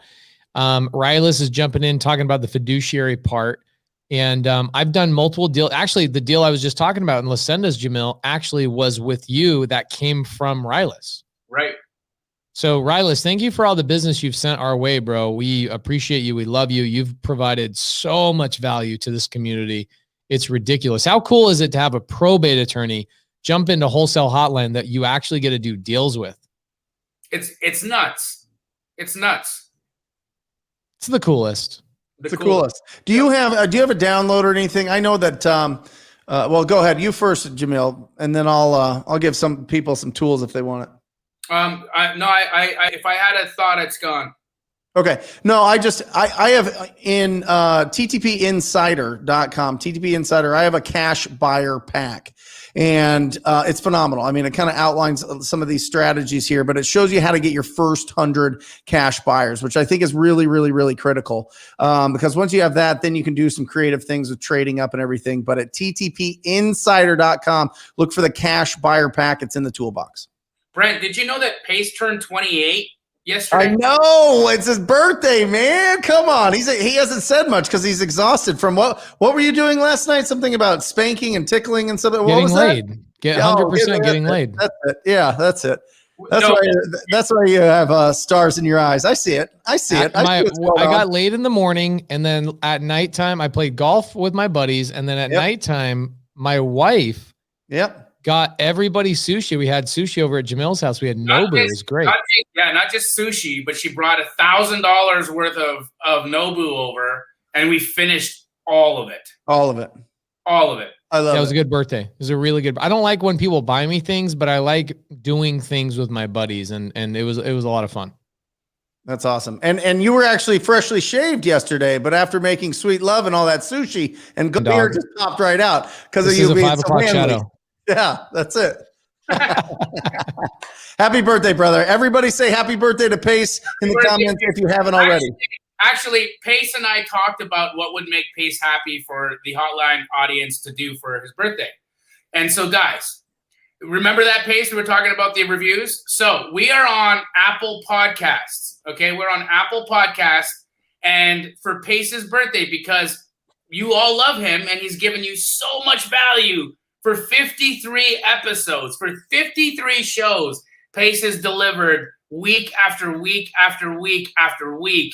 And his gift, what he wanted as a gift, and he was too modest to ask, but I'll ask for him.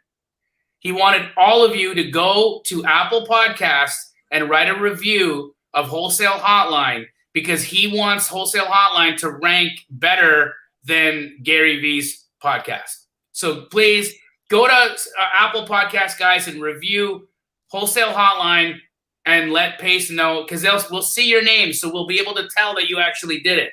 There's 400 of you watching right now. I hope there's 400 reviews tonight.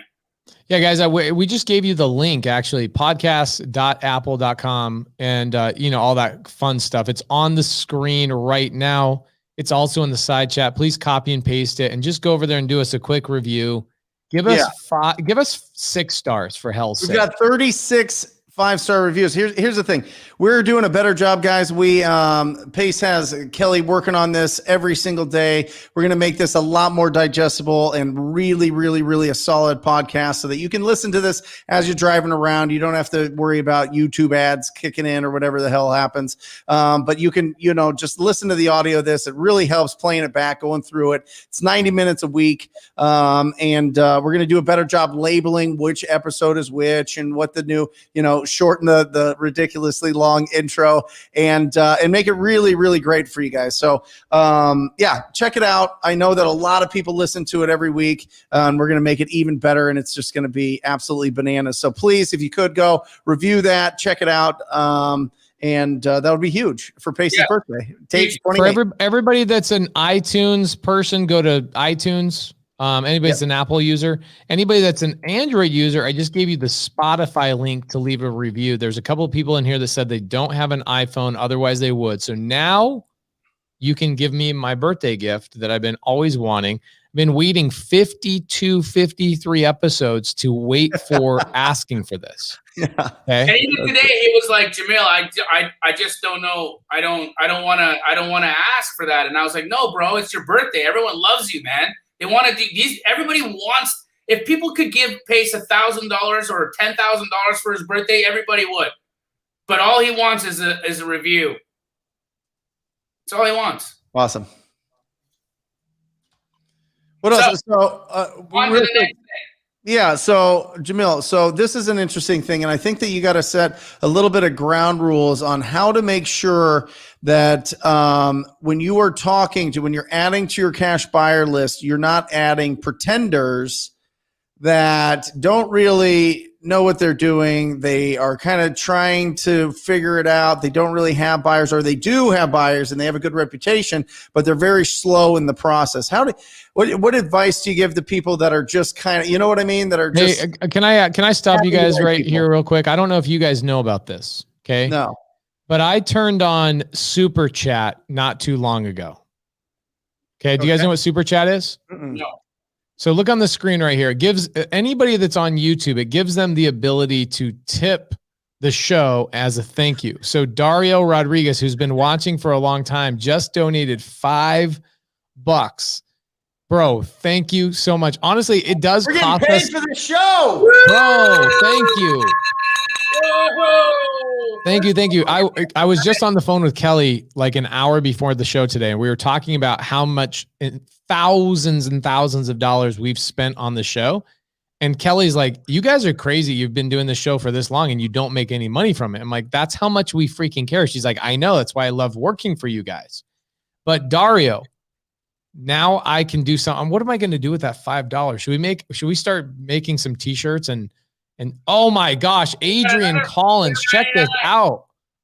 Guys, thank you so much. We appreciate the super chat donations. Thank you so much. Streamer right now. Do I show them my boobs? Yeah, show them your boobs. I think it's only right. All right. You guys want to see some boobs? I mean, there we go.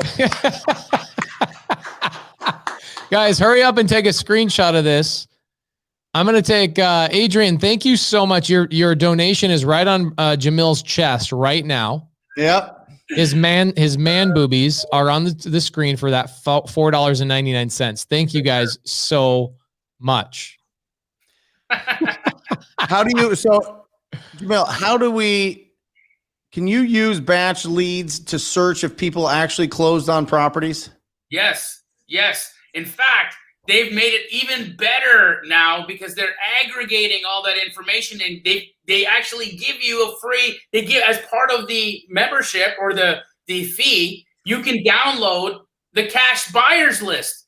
They will aggregate a cash buyers list for you in your area. They'll take all the tax record buyers. They will put it on a list for you. Then you skip trace that list, and now you've got a list of cash buyers and their phone numbers. Yeah. It's crazy. Guys, please take a screenshot of this. Take a photo. Put this guy on Instagram right now. Jamil's boobs do need their own show. Hey, where's the blue genie, bro? I thought if you took your shirt off, you'd be blue. No. But hey, look. No, the reason, and it goes back to that question, Jamil, right? Of are they really legitimate buyers, or are they people that are just pretenders? And I think that if you do a little bit of due diligence and you add people that are actually closing these properties, that are either have a really good reputation in the marketplace, or as somebody that is like a dispo company, right? Or they actually are the buyers. That's who you want to work with. Well, here's the thing. Look. What is wrong with working with a newer wholesaler that's gone out and created a relationship with 5, 10, or 20 buyers? What's wrong with that? In fact, that person can act as your dispo wholesaler. They might have a small list, but it doesn't mean that they're fake or they're a pretender. It just means that they want to focus on selling the deal. So now it's an opportunity to sell the deal. Like, I think using the instrument of the option agreement is a fantastic and a non-exclusive option to boot. If you can send out 5 non-exclusive options to people and have 5 different people out there marketing your deal for you. At the same time, you can market your deal yourself. Love it. Got it. Jamil, you look so good today, bro. I don't think you've ever looked any better. I mean, look here. I'll even take my hat off and show you guys all my new hair. He's been getting a lot of comments about that hair. I'm growing it out for the TV show because I can't wear a hat on TV. What are you going to do, Pace? It's just going to be a part? Just going to part it up?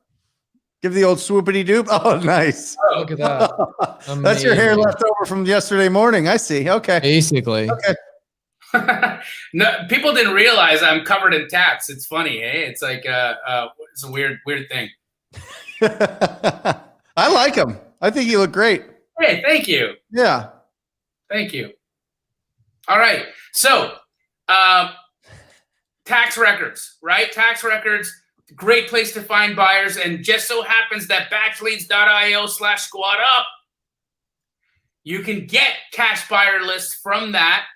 They aggregate all the tax buyer data information, and they create a cash buyer list for you, which is a fantastic way to go out and get some buyers. So now, guys, we've given you some amazing techniques on how to find buyers, but how do you make them buyers now? Finding them is one thing, but bringing them into your fold and making them your business and making them a part of your business and making them loyal to you and making them do business with you is something else. So how do you do that? The one thing that I think is the laziest thing you can do is just start adding buyers to your list and start sending them emails. They're not going to want to do business with you. They don't know who you are. That's as cheeky as me just sending you a DM with like this and be like, want to go out on a date? Like, no, I don't. You're hairy, bro, or whatever it is. You don't start with your shirt off.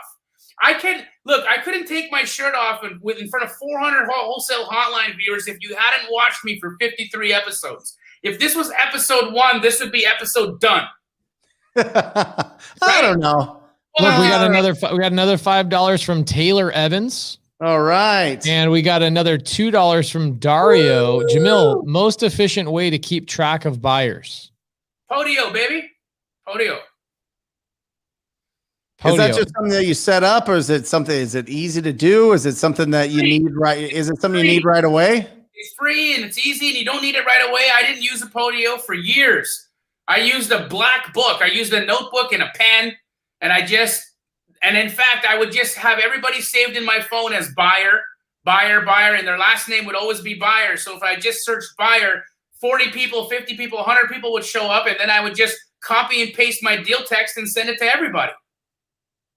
Would you guys think it'd be valuable if we brought Cody Barton, my partner, in here to go through Podio and all that stuff next week? You guys, I feel like me being topless is getting us money. What about you, Brent? Let's see what happens. Ryan Peterson, bro. Thank you. Sub 2 student. Thank you, brother. Same thing with Dario. Dario's a sub 2 student. Ryan Peterson, thank you, bro.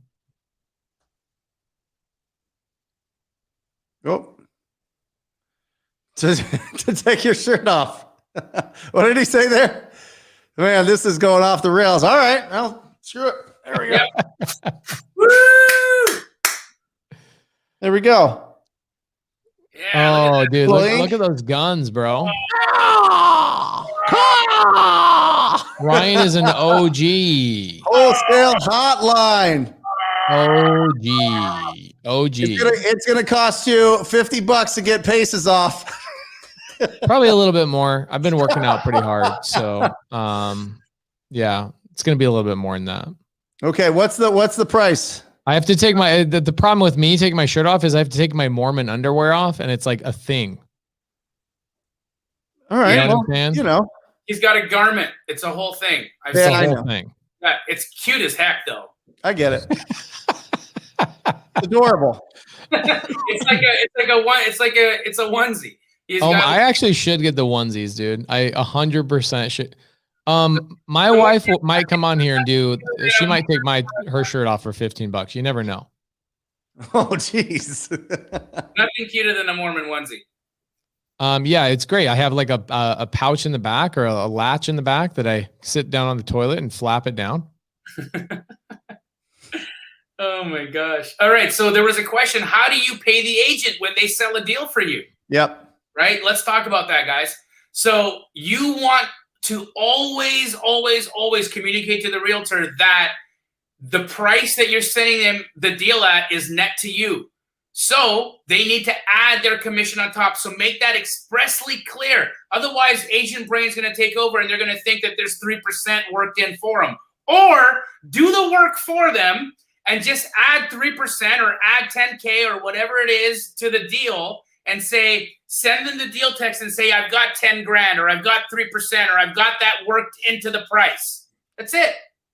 So you send them the deal text and then you explain to them how they're getting paid. Never leave that up never make that ambiguous. The worst thing you can do is not deal with that conversation right up front. Because if you allow the agent to decide, or if you allow the agent to draw the conclusion themselves, they'll always think there's 3% worked in for them. So you have to tell them. You have to tell them exactly what it is. Here's what I'll do, guys. Next week, I won't bring my Mormon underwear to the show. Okay. And I will take my shirt off if I come back next week and we have 100 reviews on Wholesale Hotline. We have 400 people watching today. If only 25% of people went to Wholesale Hotline iTunes, which I'm going to give you guys the link again, I will go shirtless the entire episode, and I will force my homies to go shirtless as well. In fact, here's what we'll do. We'll have Cody Barton come in next week, and we won't tell him what's going on until the 1 minute mark, and we'll tell him he has to take his shirt off. So all four of us will take our shirt off. We want to get 100 episodes. Well, Kimberly says, welcome to Chippendales. Yeah. Hey, look, I love it. Edutainment, guys. We're here to entertain you, to train you, and to help you make a ton of money. And at the same time, you get to look at my prison tats. I think Brent's looks more like a county tat than mine. I got that in county. Brent, they say, is that a banana on your arm? No, it's just it's a bird. It's an eagle. Yeah. Right? Yeah. Sean Taylor says, new name for the show, Wholesale Men's Strippers Hotline. Love it. Oh, yeah. Latron Jones, thank you so much for the super chat money. Guys, you guys have like hooked it up. Yeah, this is great. Now I got to get... We've ever made money on the hotline. This is crazy. This is great. Thank you guys so much. This is a lot of fun. Oh my gosh. I promise you, I will go shirtless all episode long next week with my partner, Cody. I'll make him embarrassed the whole show. If you guys can get us to 100 reviews on iTunes, that shouldn't be hard. I will embarrass the guy. There's 400 of you here. If only a quarter of you love pace. There you go. We got 36. If we have 136 by next week, it's going to be a fun show. Omar, Jamil, what do you do? Look at this. Another $10, guys. What are you? They're trying to get that shirt off, Face. They don't give it. They're not buying this whole Mormon, underwear thing.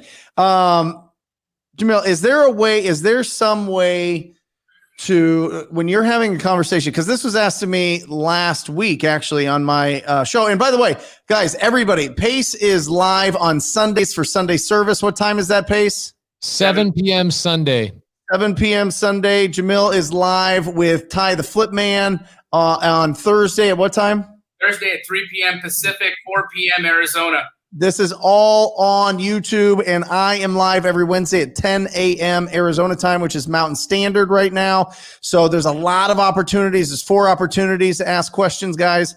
So make sure that you join us all for those. But one question that I was asked last week is, do you have a script when you're reaching out to cash buyers that kind of gets the door open, or at least something that people can kind of feel comfortable with, so that they can make those calls, so that they feel brave enough to make those calls? Is there something specific that maybe you say, or are you just going into it and trying to be friendly and and try to open up the door a little bit? Well, there's a couple of things, right? It depends. Are these guys that where did the buyer come from? So are you getting this buyer from a tax record sale where you've seen they bought a flip or they've sold a flip? First things first, I would say is, hey, I realize that you're a cash buyer, you renovate property, but I noticed you overpaid on your last purchase. I have significant deals, way better deals than the last one you bought. Where do I send those opportunities to you so that you can take a look at what I have to offer? Love it. Right. Second thing is, if you're looking at that cash buyer and you want to potentially see if they've got other business for you, once you've created a relationship with them, a lot of times these cash buyers are holding inventory and they're not quite sure which ones they want to go vertical on and which ones they might just wholesale off. These cash buyers can also become sellers for you. Yep. Right? Yeah. 100%. We have another 12 minutes on the show. There was one last thing I wanted to share about finding buyers. Go for it. So now, guys, we've watched. We know where we're going to be able to find these cash buyers that are going to renovate the house. All right. Now, what about buyers that'll pay a little bit more money? Buy and hold buyers. Where do we find buy and hold buyers? Okay. We find buy and hold buyers in the following places. Get your pens out. Okay. You're going to find them at Zillow.com, and you're going to find out who is self-managing their properties. So you're going to look for rentals on Zillow.com, and you're going to see they're going to be listed by a guy named Doug, or a guy named Doug, or a girl named Amy, or whatever. Just a person, not a real estate company, but just a person. You're going to know that that individual is a landlord because they're self-managing. Call that individual and let them know that you have their next rental. Go section8.com, another amazing listing service for landlords who rent to Section 8 tenants. Call those individuals and let them know that you have their next rental. The next thing you do is all of those property management companies that you found on Zillow and also that you'll find on Go Section 8, call the property management companies. They're always licensed agents. All property managers are also licensed agents. Guess what? They want to sell more houses to their buyers or to their clients because that means more property management income for them. So you call that property management company and you say, I have a portfolio of properties, or I have a number of properties that you can sell to your landlord clients. Who's in charge of doing that at your office? And let me speak to them so I can get you my information, get you my inventory. And then lastly, guys, the last thing that I want to share with you now, this is outside of buy and hold. This is outside of fix and flip. These are just capital protection buyers. So people who want to buy real estate for cash flow or capital protection. not sophisticated agents, probably a lot of folks that are in the stock market or into crypto or other investment opportunities, high net worth individuals that will still invest in real estate. How do you find them? How do you find them, Brent? Here's how you do it. You go to Zillow.com and you change the search parameters to only look at houses that are $1 million plus. That will give you all the zip codes for where all the $1 million homes are. Then you go to batchleads.io/squat up and you pull all the property owners in those zip codes. You skip trace them and you reach out to every single one of them because every one of them lives in $1 million house. They probably have they have a high net worth, all right? And they are involved in investments. All rich people invest their money. Now, these aren't going to be sophisticated buyers, but they will pay significantly more than the buy and hold investor as well as the fix and flipper. If you can get this individual in on even a $10,000 equity play when they close, they'll buy that deal. Yep. There you go, guys. I think and the second, and just one little thing, the second biggest buyer besides you that I've sold more deals to, I met at the foreclosure auction. The guy's bidding down, Spencer, at the foreclosure auction. You go down to, and you can Google it. You can go and Google it and find out where the foreclosure auctions take place. There are professional bidders there. Now, sometimes it's just the employees, but that's at least a little bit in the right direction, right? And you go and you talk to them, and you don't talk to them while they're bidding. You wait till there's a break and you say, hey, listen, I find off-market properties. I'm out there every single day making calls, knocking on doors, going out there, finding opportunities. When I find something, do you think that you would have a buyer for it? And I am telling you, we have done so many deals that way, so many deals because we added them to our database and it was just a random person that bids and they have thousands of buyers that bid with them at auction, right? I mean, that's the second biggest buyer that we work with is the guys that bid at the foreclosure auctions. It's fantastic. I mean, honestly, if you guys didn't get a tremendous amount of value from today's show, just based on how you can disposition and how you can find buyers and how to communicate with agents and doing that, and how you can get them to bring you deals and how you can get them to bring you buyers and all that. I mean, legit, this was $1 million plus education today, guys, that you all got for one review. Review. I mean, honestly, I've got access to like the top coaching programs that cost $20,000, $30,000, $40,000. And this is not even close. I mean, they're not even close to this. I mean, I'm just telling you, this is the real stuff.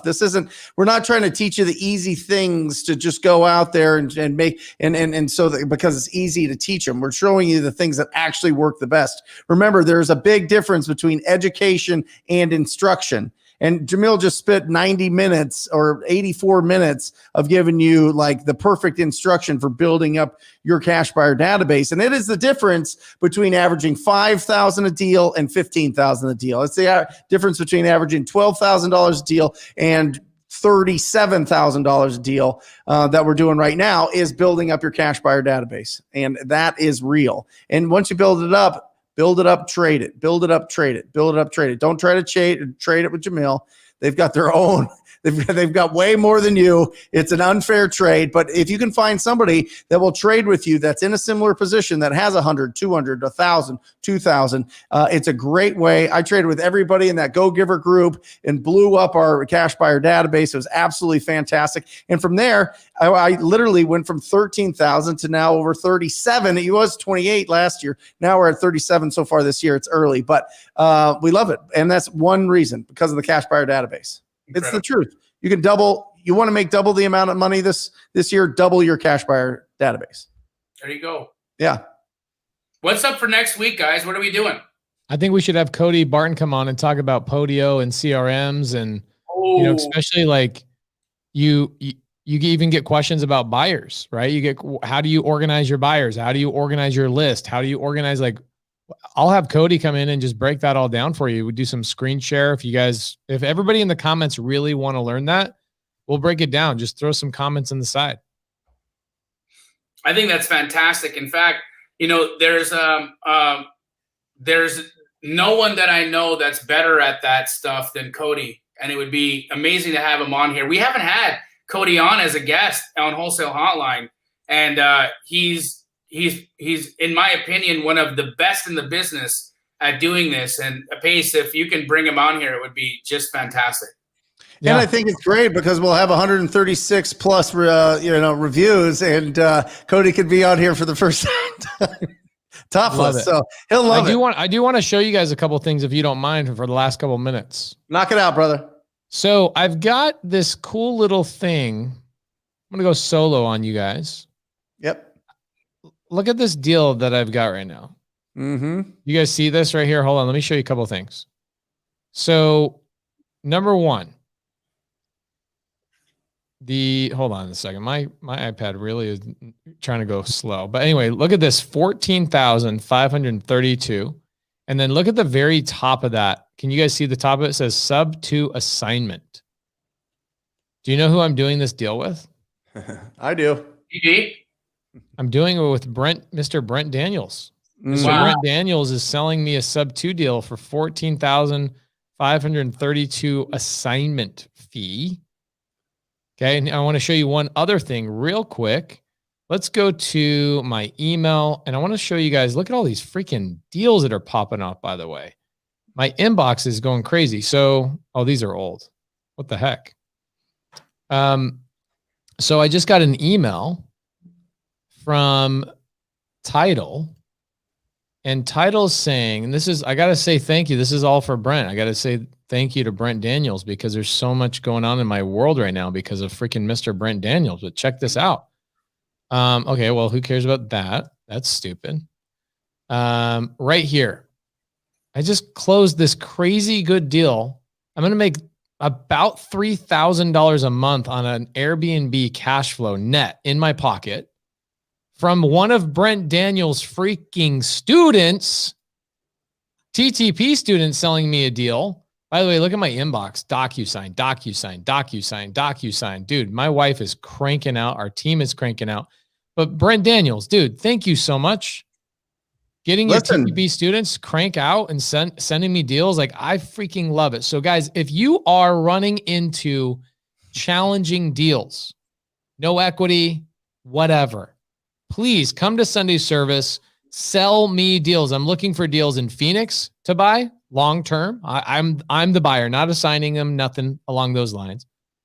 Vegas and Atlanta, I am personally buying. Oh, and Dallas. I'm personally buying. I just bought a $600,000 home in Dallas for Airbnb. I just bought a $1.3 million home in Atlanta for Airbnb. So all creatively, full purchase price. In fact, that home I'm buying from Brent Daniels and his team, I'm paying full retail for that. And Brent Daniels is making $14,500 on top of the retail price. By the way, Pace, yeah. You think that we could do this? What? Brent, make a video on negative. 100%. I'll come into the studio this week. We'll go through it. Let's do it. All right. That'd be a great video. We'll try and get more views on that than we did on the. Trying to get my shoulders the same height as. We'll try and beat out that last one we did for the pre-foreclosure mastery, dude. Yep. Love it. Scott Jenkins says, how about LA, bro? Is that Louisiana or is that Los Angeles? Because I will. He means in LA. Scotty works out in California. I'm so sorry, but I am so deathly afraid of what's going on with Gavin Newsom on long-term buy and holds. I think wholesale fix and flip right now in LA is great, but I think long-term buy and hold, I have no idea what's going on with that government. So I'm going to stay away from that for a while. But if you guys have even negative equity, I will buy it subject to or seller finance. You guys let me know what you got. Awesome. You guys were at 6:30. I hope everybody went off, or if you didn't yet, please go leave a review for Pace's birthday. Also, because Brent and I got naked. Why don't you take us home, Brent? Yeah, guys, incredible episode, episode 53.